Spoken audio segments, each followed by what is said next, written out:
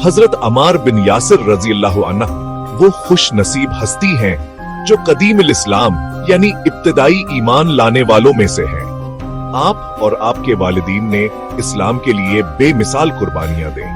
मक्का के मुशरकीन ने आपको अजीतें दें आग में झोंका। जब आपको जिंदा आग में डाला गया तो हुजूर नबी करीम सल्लल्लाहु अलैहि वसल्लम ने फरमाया, ए आग, अमार पर इसी तरह ठंडी हो जा जैसे इब्राहिम अलैहिस्सलाम पर हुई थी।